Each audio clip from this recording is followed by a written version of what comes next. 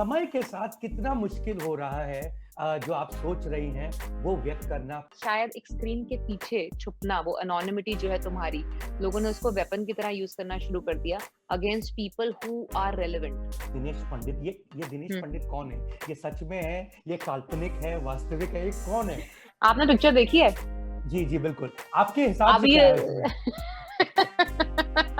सवाल मैं पूछ रहा हूँ आपसे।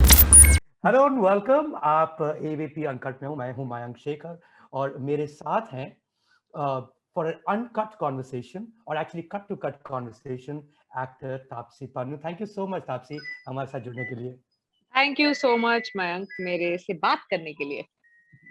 वेल ऑफ कोर्स हम सबसे पहले तो आपके साथ बात करेंगे आपकी लेटेस्ट रिलीज पर, योर इन एंड एज हसीन दिलरुबा। यू नो, इस दर्शकों को बता दूं कि इस फिल्म को लिखा है कनिका ढिल्लोन ने। इस फिल्म में एक अरेंज मैरिज होता है और ये एक स्मॉल टाउन इंडिया में स्थित है। ये तीनों चीजें हमने देखी थी मन मर्जिया में।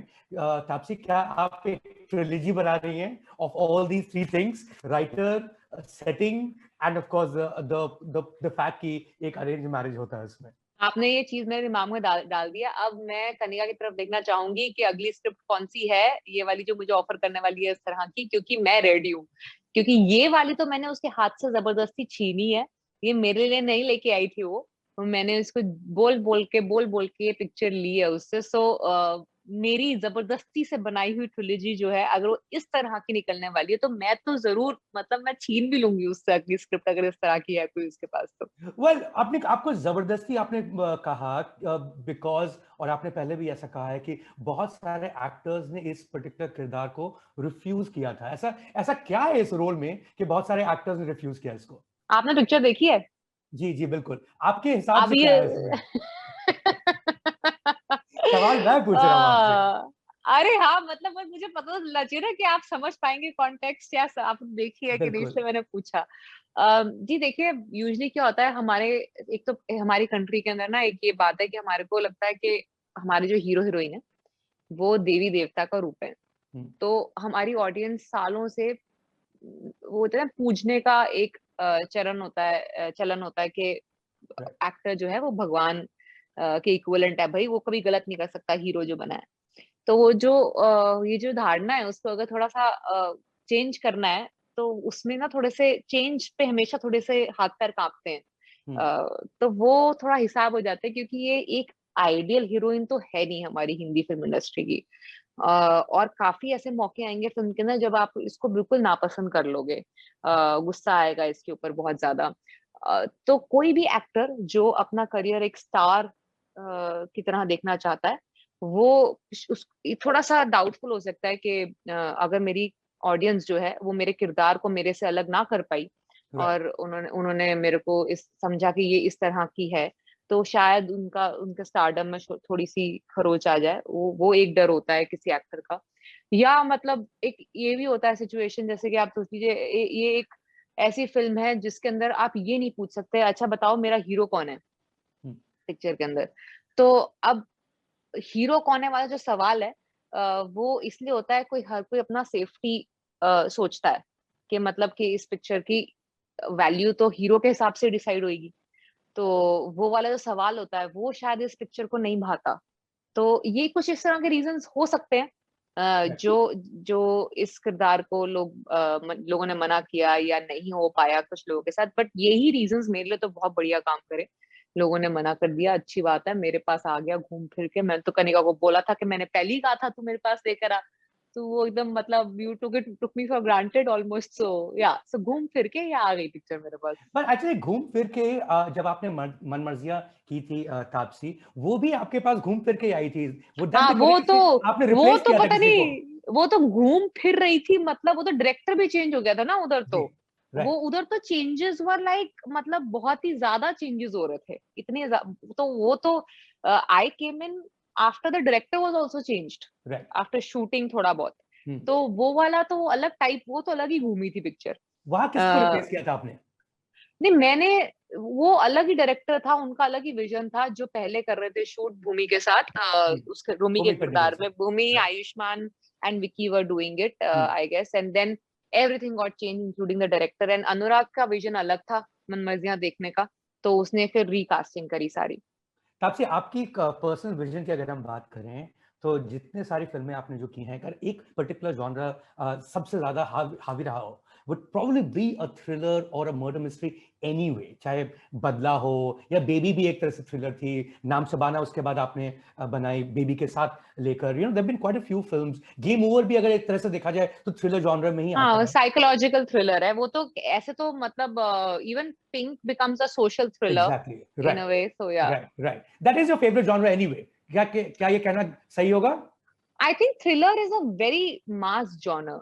हम्म, thriller and comedy, hmm, these are two very mass genres, मतलब हम्म, इनको आप किसी भी जॉनर के साथ कंबाइन कर दोगे ना, तो उसका जो लेवल होता है एक्सेप्ट मास एक्सेप्टेंस का बढ़ जाता है। तभी अगर रोमांस को भी दिखाया जाता है, ज्यादातर कॉमेडी के साथ दिखाया जाता है। बहुत कम ऐसी मूवीज आती हैं जैसे मनमर्जियां जैसी जो प्योर लव स्टोरीज टाइप्स हो। तभी इसके अंदर ये भी एक रोमांटिक थ्रिलर है। हम्म, अ, क्योंकि थ्रिलर के अंदर एक अगर अच्छी लिखी जाए तो एक हम्म, ऐसी खासियत होती है कि 2 घंटे आपको पकड़ के रखेगी और आपको एंगेज रखेगी, ऑडियंस को भी एक हिस्सा बना लेती है पिक्चर का, कि आप भी गेस कर रहे होते हो क्या हुआ था, किसने किया था, तो वो आपको भी हिस्सा बना लेते हैं पिक्चर का अगर कोई थ्रिलर हो तो इस वजह से वो एक मास जॉनर बन जाती है। इस वजह से वो शायद मतलब मेरे पास अच्छी इसलिए आ जाती है क्योंकि मैंने करी एक दो जो चल गई, जो उसके बाद फिर रिपल इफेक्ट हुआ कि और आने लग गई। But I am very glad कि कुछ एक्शन थ्रिलर थी, कुछ सोशल थ्रिलर थी, कुछ साइकोलॉजिकल थ्रिलर थी, ये रोमांटिक थ्रिलर है एटलीस्ट, मतलब सेम टाइप की फिल्म नहीं है। राइट, बट बिल्कुल। Thriller thriller is a mass genre, दोबारा दोबारा आएगा, दोबारा दोबारा मैं करूंगी। वेल, एक्चुअली एक तरह से देखा जाए तो उसे एक मर्डर मिस्ट्री भी कह सकते हैं इस पर्टिकुलर जी फिल्म को। और जी। आपका जो किरदार जो है वो एक किताब पढ़ता है एक पर्टिकुलर ऑथर का, जो दिनेश पंडित, ये दिनेश हम्म। पंडित कौन है? ये सच में है, ये काल्पनिक है, वास्तविक है, ये कौन है? बिकॉज जी देखिए, ये हम जो है ना दिनेश पंडित, इसका ना हम एक स्पिन ऑफ बनाना चाहते हैं। अब मुझे लग रहा है जितनी पॉपुलैरिटी इनको मिल गई है ना देखने के बाद, तो हमें लगता है कि एक स्पिन ऑफ बनाना चाहिए इसका। इस हसीन दिलरुबा का स्पिन ऑफ होगा दिनेश पंडित, और दिनेश पंडित का किरदार निभाएंगी कनिका ढिल्लों, क्योंकि वो एक, मुझे लग रहा है एक ऐसी स्टोरी होनी चाहिए, क्लॉजेटेड राइटर जो दिनेश पंडित के नाम से लिखती थी, राइट, क्योंकि ये लाइनें तो उसने लिखी है, तो राइट। उसी को हक बनता है दिनेश पंडित बनने का।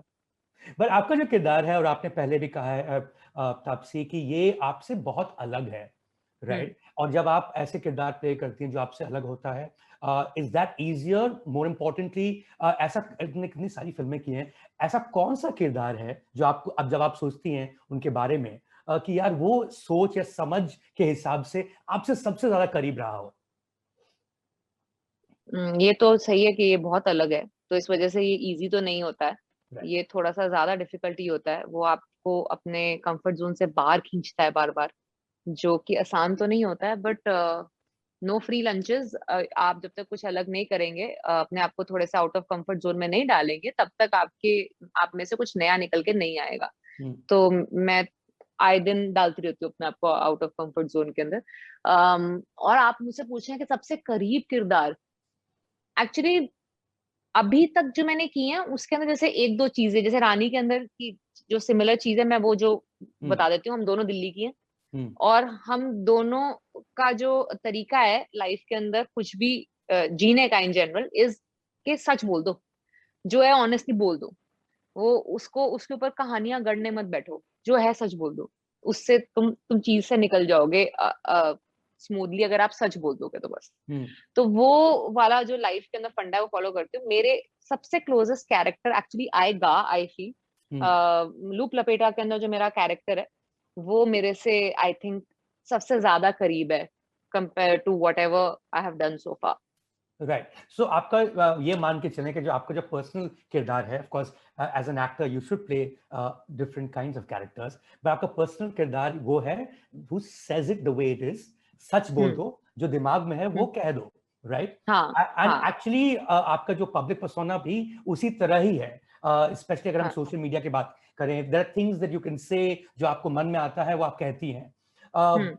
समय के साथ कितना मुश्किल हो रहा है जो आप सोच रही हैं वो व्यक्त करना पब्लिकली अब इस वक्त, specially with social media, Taapsee?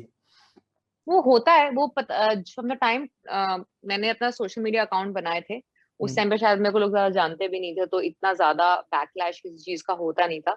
समय के साथ बढ़ता गया वो, क्योंकि सबको रियलाइज हुआ कि शायद एक स्क्रीन के पीछे छुपना, वो अनोनिमिटी जो है तुम्हारी, लोगों ने उसको वेपन की तरह यूज करना शुरू कर दिया against people who are relevant. क्योंकि किसी किसी बड़े इंसान पे कीचड़ उछालने से तुम्हारे को अपनी प्रेजेंस फील होती है कि अरे मेरे में इतनी हिम्मत थी। वो तुम्हारे को पावर थ्रिल देता है कि हमने किसी जो इंसान की इतनी वैल्यू है उसको कुछ हमने करके खुद की प्रेजेंस फील कराई है। तो वो जो थ्रिल है, लोगों को धीरे धीरे वो मजा लेने लग गए उसके अंदर, जिसकी वजह से ये जो सोशल मीडिया पे बैकलैश जो है चीजों का, वो मिलना शुरू हो गया टू एन एक्सटेंट के अब आपको मैं बाहर जाके ये लिख दूं कि आज मौसम बहुत सुहाना है, उस पे भी मुझे 4 गालियां पड़ेंगी। तो वो अब इस मुकाम पे आ चुके हैं। अब आपके हाथ में है। देखो, अगर आप इसको ऐसे देखते हो कि भाई मतलब गालियां पड़ रही हैं, दूर ही रहो इससे, ना ही बात करो, तो सब ठीक रहेगा, तो नहीं, ऐसा नहीं है कि आप अगर मतलब कुछ नहीं बोलोगे, आप कहना चाहते हो जो जो एक्टर्स ज्यादा बात नहीं करते हैं उनको ट्रोलिंग नहीं होती। अरे उनसे पूछो जाके, उनको ना बोलने के लिए भी ट्रोलिंग होती है। राइट। तो अब जो मैं मेरे जैसा इंसान जो बोलता है उन चीजों पे जो मुझे मैटर करते हैं, जिनकी चीजों के बारे में मुझे थोड़ी बहुत नॉलेज है, मैं उनके बारे में अगर बात करूंगी, तो ऑब्वियसली लोग मुझे वो जस्ट थ्रिल लेना चाहेंगे कई बारी कि कुछ अगेंस्ट बोल के अटेंशन मिल जाए हमारे को। पर मेरे को ये लगता है कि ये लोग मुझे ना और रेलेवेंस दे रहे हैं बात करके, क्योंकि मैं तो इन पर समय बर्बाद नहीं कर रही, ये बहुत समय लगा रहे हैं मेरे ऊपर। तो मैं इनकी लाइफ में बहुत मैटर करती हूँ बेसिकली, बट ये मेरी लाइफ में मैटर नहीं करते। तो ये इक्वेशन दिखाती है, जो ये लोग जल्दी समझ जाएं तो इनको शायद समझ में आए कि जो ये थ्योरी लगा रहे हैं वो उल्टी पड़ रही है इन पे, ये मुझे मोर एंड मोर रेलेवेंस दी जा रही है, और इनकी मतलब जो है वैल्यू वो और कम होती जा रही है मेरी नजरों में। वेल आई थिंक एक सोच तो है और एक धारणा भी है, स्पेशली फिल्म इंडस्ट्री में तापसी, बहुत लोगों ने चुप्पी साधी है। काफी लोग कुछ नहीं कहते हैं बिकॉज वो बैकलैश कौन सहेगा, right? It's just too much. And I can totally understand कि कोई अगर पॉलिटिकल इशू हो कि कौन किसी और के झमेले में पड़ेगा, राइट? बट जब फिल्म इंडस्ट्री की बात आती है, चाहे आप ले लें आईटी रूल्स, जो काफी ड्रेकोनियन आईटी रूल्स लगाए गए, या अगर हम एफकैट की बात करें जो सेंसर बोर्ड से हटा दिया गया, और अब जो नया प्रपोजल है कि यार सेंसर बोर्ड है उसके ऊपर भी सरकार डिसाइड कर सकती है कि रिवाइज कर देगी और खुद डिसाइड करेगी कि ये फिल्म चलनी चाहिए नहीं चलनी चाहिए। व्हाई डू यू थिंक कि ये सब होने के बावजूद फिल्म इंडस्ट्री के लोग फिल्म के जो इश्यूज हैं उस पर कुछ नहीं कहते हैं? ये फियर है, या यू नो, या डर है, या दोस्ती है? What is it? I actually don't know कि क्यों नहीं बोल, मतलब मुझे एक्चुअली लग रहा है बोल भी रहे हैं। कल परसों मैं देख रही थी काफी लोगों की टाइमलाइन पे, मैंने देखा है ये मुद्दा उठते हुए, लोगों के व्यूज आते हुए, काफी फॉरवर्ड्स आए हैं पिटिशन को लेके कि इसके अगेंस्ट पिटिशन चालू करने के लिए। वो लोग बोल रहे हैं, ऐसा नहीं है कि कोई बोल नहीं रहा है, बट डिफरेंस ये है जो लोग आप एक्सपेक्ट कर रहे हो बोले, राइट राइट, बिल्कुल वो नहीं बोल रहे हैं। तो बिल्कुल। डिफरेंसेस, आपने उनको पूरा बॉलीवुड बना रखा है, तो वो तो आपके नजरिए की प्रॉब्लम है ना फिर। आप उन लोगों को नहीं देख रहे हो। मतलब मेरे को टाइम एंड अगेन मैं देखती हूँ बॉलीवुड चुप है, बॉलीवुड नहीं बोल रहा, फार्मर प्रोटेस्ट हो रहा है, बॉलीवुड नहीं बोल रहा, वायलेंस हो रहा है बॉलीवुड। और मैं सोच रही हूँ यार, बोल तो रहे हैं, मेरे को तो दिख रहे हैं बोलते हुए, बट प्रॉब्लम ये आप लोग हमें बॉलीवुड मानते ही नहीं हो। नहीं नहीं, ऐसा नहीं है, मैं ये नहीं कह रहा हूं। मैं कह रहा हूं कि कुछ ऐसे लोग हैं, and let's just not call them Bollywood in a sense. Bollywood तो सभी हैं, लाइटमैन भी बॉलीवुड है, स्पॉट बॉय भी बॉलीवुड है, मैं ये नहीं कह रहा हूं। मैं कुछ कह रहा हूं कुछ ऐसे सेलिब्रिटीज होते हैं जिनके कुछ मिलियन, होते हैं। हाँ, जिनके मिलियंस ऑफ फॉलोअर्स होते हैं, अगर वो कुछ कहें तो एक एक एक माहौल बनता है कि यार ऐसा नहीं कि सब चुप हैं, you know. And this is the point, जब कुछ कहना चाहिए, जब वो नहीं कहते हैं, तो you feel let down purely because इनका इन्फ्लुएंस इतना स्ट्रांग है और वो यूज नहीं कर रहे हैं। आपको सारे क्रिकेटर्स बोल रहे हैं, हम्म, सारे बिजनेसमैन बोल रहे हैं। हम्म। नहीं, आई थिंक मैं फिल्म इंडस्ट्री के इश्यूज की बात कर रहा हूँ। नहीं, हर बार ये फिल्म के अंदर क्यों आ जाती है बात? क्यों? हम्म, काफी हमारे सोशल मुद्दे हैं जो हमारी कंट्री को बाय एंड लार्ज इफेक्ट करते हैं, जिसपे बार बार क्वेश्चन उठता है बॉलीवुड क्यों नहीं बोल रहा। मैं हम्म, पूछ रही हूँ, आपने क्रिकेटर्स से पूछा क्यों नहीं बोल रहे? आपने बिजनेसमैन से पूछा क्यों नहीं बोल रहे? उनका इन्फ्लुएंस तो मुझे लगता है बॉलीवुड से कई गुना ज्यादा है, राइट राइट। वो क्यों नहीं बोल रहे? हर बार घूम फिर के बात आ जाती है भाई एक्टर क्यों नहीं बोल रहे। तो मतलब ये तो मतलब हमने नहीं मांगा था ये रिस्पॉन्सिबिलिटी, आपने हमारे को जबरदस्ती रिस्पॉन्सिबिलिटी दे रहे हो कि हमने तुम्हारे को चढ़ाया ऊपर, अब तुम बोलो। हमने बोला था कि आप हमारे को भगवान का दर्जा दे, हमने तो बोला था हम एक्टर हैं, हम आके काम करके जाएंगे, आपको पसंद है तो हमारी पिक्चर देखिए, नहीं पसंद है तो ठीक है, हम बेटर करने की कोशिश करेंगे। एक तो आपने हमारे को रियल लाइफ हीरो का दर्जा दिया, हमने तो नहीं मांगा था, तो उसके बाद आप ही एक्सपेक्ट कर रहे हैं ऐसा। बट जो एक्चुअली में हैं लोग वहां पे, जो कि क्रिकेटर्स हैं, जो कि ये सब भी तो, इनकी भी तो फैन फॉलोइंग है इतनी, और इतने हमारे बिजनेसमैन हैं, हमारे बड़े बड़े पॉलिटिशियंस हैं जो कि मतलब हमारे को बहुत सोशली ज्ञान देते हैं, तो उनका, उनसे पूछिए ना ये सब क्वेश्चंस। जो हमारा सारा उत्तरदायित्व जो है वो एक एक्टर पे आके क्यों खत्म हो जाता है, मुझे तो ये समझ में नहीं आता। और किसी को ये बोलना कि आप बोलो, कैसे नहीं बोल रहे, बोलो बोलो बोलो, is equally dictating than telling them what to say, because you're forcing a person to have an opinion when a person doesn't have an opinion on something or doesn't want to for whatever reason. Right. Right. I mean, So, yeah. of course, मेरे सवाल सारे issues पर नहीं था, पर अगर आप acting करते हैं, एक्सप्रेशन है, आप आर्टिस्ट हैं, और अगर उस expression That's what I'm saying. I have seen people. Right. I've seen people. I saw Vishal Bhardwaj's tweet the other day. Right. Such a big director. I saw so many people replying to him and retweeting it and talking about it on my timeline. I have seen. So I rather like to see the glass half full than half empty. Right.